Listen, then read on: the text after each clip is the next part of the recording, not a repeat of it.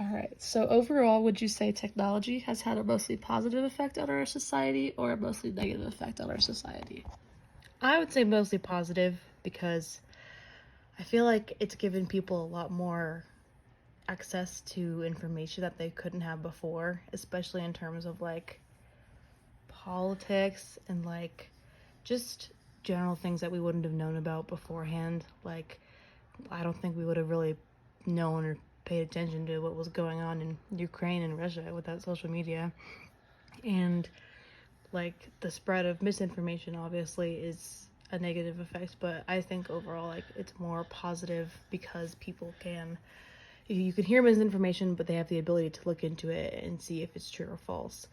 Even though not everyone does that, they have the ability to do that. So it's very good. Yeah, I completely agree. Most likely positive because of that and also like an increased communication between people. So, all right, question 2. Artificial intelligence computer programs are designed to learn tasks that humans typically do, for instance, recognizing speech or pictures. Overall, how would you say the increased use of artificial intelligence computer programs in daily life make you feel? I don't really know. I'm not a huge AI gal, but I guess like Siri and Just keep going. stop laughing.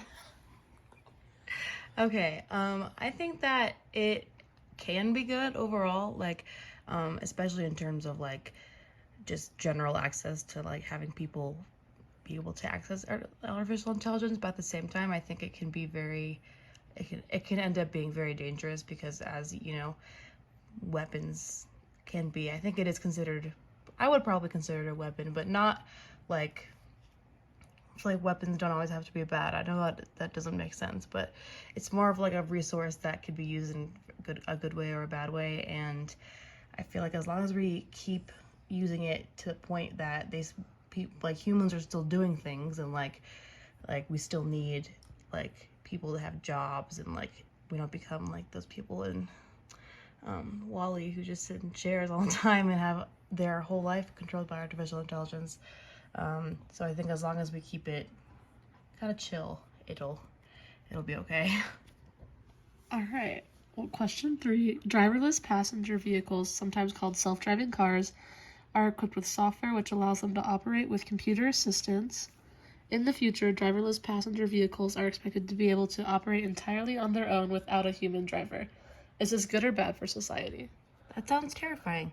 I think some of the only situations where it would be a good thing is if it's somebody who like can't drive, like an elderly person, because I do think that a lot of elderly people shouldn't be on the road, and so giving them like an alternative, but that's not just like a bus or like a taxi, but like something that they can like use. But at the same time, they're very scary. I've been in a Tesla when it was self-driving and it almost hit a curb and it flipped us pretty hard, but it didn't. It just narrowly avoided it because my coworker grabbed the wheel and just turned it a little bit. But I think it could be beneficial, just that the technology we have right now is not at all there yet, so it's a little bit too scary and would probably cause a lot of accidents and probably a lot of deaths that we wouldn't have expected or like anticipated as much as like more than we would think.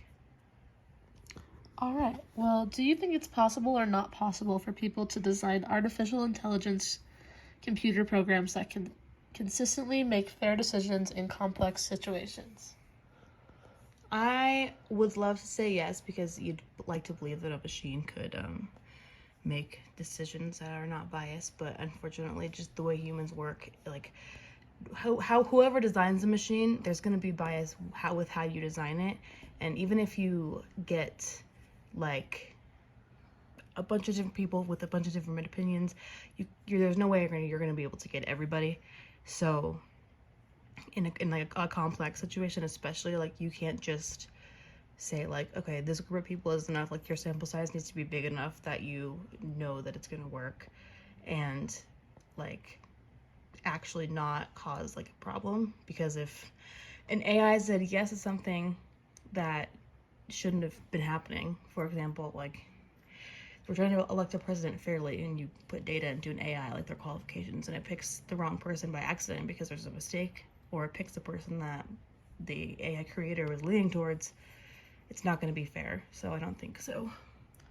Yeah, I definitely agree. There would be bias with whoever made the AI. All right, and the last question: what do you think about artificial? What does thinking about an artificial mind tell you about your current understanding of how the human mind works? It not at all. I have zero faith in artificial minds as this far because I feel like we know so little about how the human's brains really work.